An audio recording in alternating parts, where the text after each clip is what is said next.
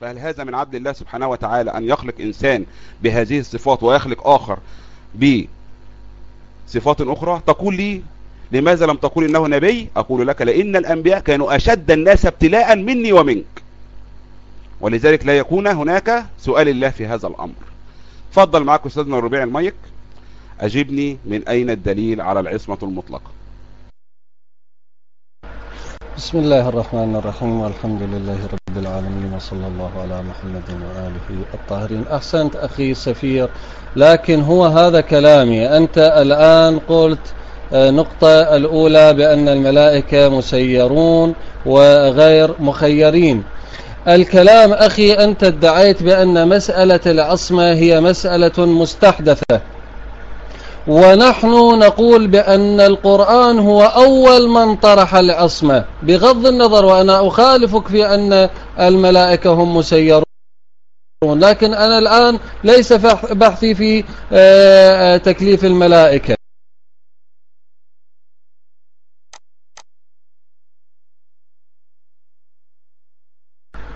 بسم الله الرحمن الرحيم. أكو صوت أخي ميشو؟ أكو صوت؟ أكو صوت أخي؟ بلي جيد. إذن احنا كلامنا أخواني كلامنا في مسألة أصالة فكرة العصمة، وقلنا وإن أشار إليها أشار إلى الملائكة على قولك بأنهم مسيرون، المهم بأنه أشار إلى فكرة العصمة. هذه النقطة الأولى.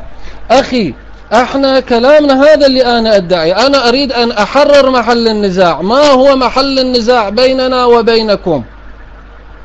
ولعله نقيم الأدلة على شيء هو متفق عليه.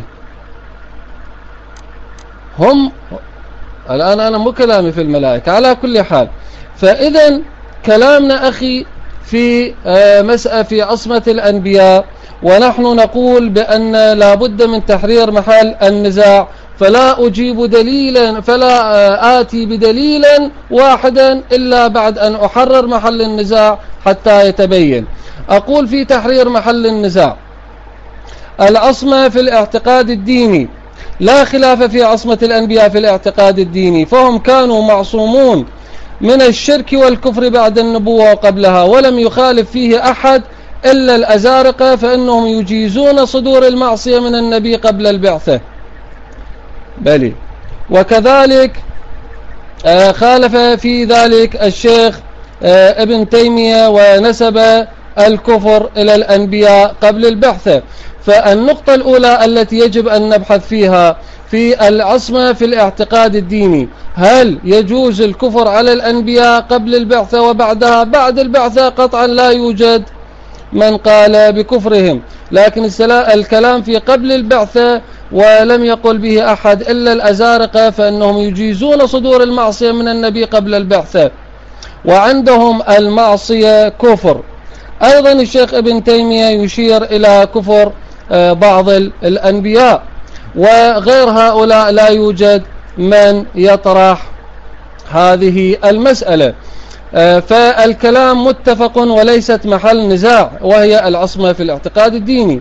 أما العصمة في التبليغ، أي في أخذ الشريعة وتبليغها إلى الناس، أيضا لا يوجد خلاف في عصمة الأنبياء عليهم السلام في تلقي الوحي وإبلاغه إلى الناس، فالنبي لا يخطئ فيما يتلقاه من الأحكام والمعارف الإلهية، ولا يكذب عمدا أو سهوا في إبلاغ ذلك، ولا يعرضه سهو ولا نسيان في ذلك، وإنما نسب إلى الباقلاني تجويز الخطأ في تبليغ الشريعة سهوا، زعما منه أن المعجزة تدل على صدقه فيما قصد تبليغه لا مطلقا. وقال بعضهم أيضا، الآن لا أريد أن أطيل في هذه النقطة فأكتفي بهذا المقدار. بل وأيضا بعض المتأخرين كالشيخ ابن باز لعله شكك في المسألة وأجاز إلقاء الشيطان في قراءة النبي. وفي غير هؤلاء لا يوجد لدينا خلاف في العصمة في التبليغ، فقط لدينا خلاف من الباقلاني والشيخ ابن باز. هذا إذن لا يوجد لدينا خلاف في العصمة عن الكفر، ولا يوجد لدينا خلاف في العصمة في التبليغ. أما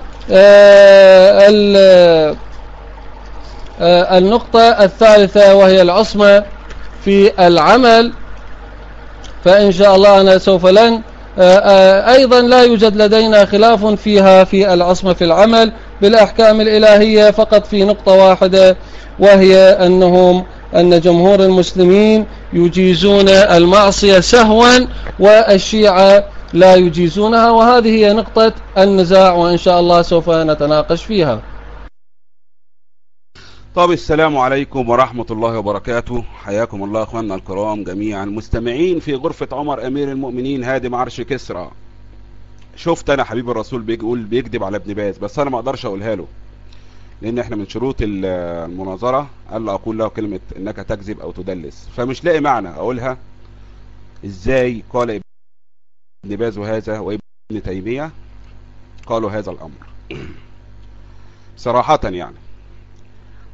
فإذا كنت تملك الدليل على قول ابن باز إنه يتكلم بآيات شيطانية، وإن ابن تيمية كفر الأنبياء مثل ما تقول قبل النبوة، فقريت المصدر رضاء أنه ما يكونش كلام إنشائي. بارك الله فيك.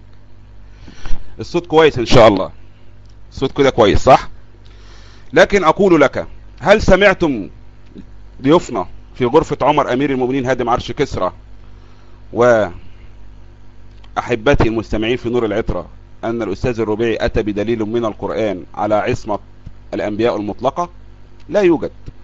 لذلك تطرق إلى ابن باز يقول وابن تيمية تقول، وهذه الشبهات نملك الرد عليها بإذن الله تعالى. ولكن حتى لا أخرج عن نطاق السؤال، أين المصدر الذي قاله القرآن أن الأنبياء معصومون من الخطأ والسهو والنسيان؟ فكما تقول إننا اتفقنا إنهم معصومون في التبليغ، نعم، من خطأ أو سهو أو نسيان. وقلت لك إن السنة والجماعة يقولون إن الأنبياء بشر كسائر البشر، والقرآن هو الذي ذكر هذا. يا إخواننا الكرام، يا سنة يا شيعة، والله ما كنا شيء على الأنبياء ونحن نوقر الأنبياء، ولكن الله سبحانه وتعالى قال. هل نكذب الله سبحانه وتعالى في آياته ونتبع أقوال علماء؟ يعني الله يقول وعصى آدم ربه فغوى، ولقد عهدنا إلى آدم من قبل فنسى، تمام؟ وتكلم عن داود عندما أتاه الملكين أو الرجلين، وتكلم عن موسى، وتكلم عن كثير من الأنبياء. هل نضرب بهذه الآيات عرض الحائط ونصدق العلماء الذين قالوا لنا إنهم معصومون من الخطأ والسهو والنسيان، أم نعود إلى كلام الله سبحانه وتعالى؟ فهذه الآيات صريحة ليس فيها باطن ولا ظاهر. أستاذ الفاضل الربيعي، رجاء حتى نعلم، هل فعلا عندك دليل تملك الاثنى عشرية دليل من القرآن على العصمة من الخطأ والسهو والنسيان أم لا؟ هذا هو سؤالي الذي أتكلم معه. ولكن ردا على ما طرحته، فقلت إن الملائكة تختلف مع إنهم مسيرين، وأول مرة في حياتي أسمع هذا الأمر. الله سبحانه وتعالى يقول لا يعصون الله ما أمرهم ويفعلون ما يؤمرون، ليس لملك من الملائكة أن يفكر في أمر. هذا ما علمناه، وإن الملائكة مسيرين في جميع الأمور، ولكن البشر مخيرين في كثير من الأمور ومسيرين في جزء من الأمور. فاعطني دليل أولا من القرآن على العصمة المطلقة من الخطأ أو السهو أو النسيان. أما كلامك عن ابن تيمية فإنه كفر الأنبياء مثلما تقول، فياريت تعطيني المصدر في هذا. وقولك على ابن باز في حديث الغرانيق، ياريت تقرأ الفتوى من أولها. بارك الله فيك. لأن بإذن الله تعالى في حديث الغرانيق سأسمعك قول علمائك من أول القمي والطبرسي والطبطبائي والعياشي، تمام، في حديث الغرانيق، وهل هم فعلا تكلموا عنه وذكروه في تفسير الآيات أم لم يذكروه. ولكن خلينا في موضوع العصمة، مش عايزين نخرج من موضوع العصمة دلوقتي. دليل رجاء من القرآن على إن الأنبياء من آدم وموسى وعيسى ونوح وأيوب وهود وصالح ويوسف، كل الأنبياء على إنهم معصومون من الخطأ والسهو والنسيان. فضل معاك. فهل هذا من عدل الله سبحانه وتعالى أن يخلق إنسان بهذه الصفات ويخلق آخر بصفات أخرى؟ تقول لي لماذا لم تقول إنه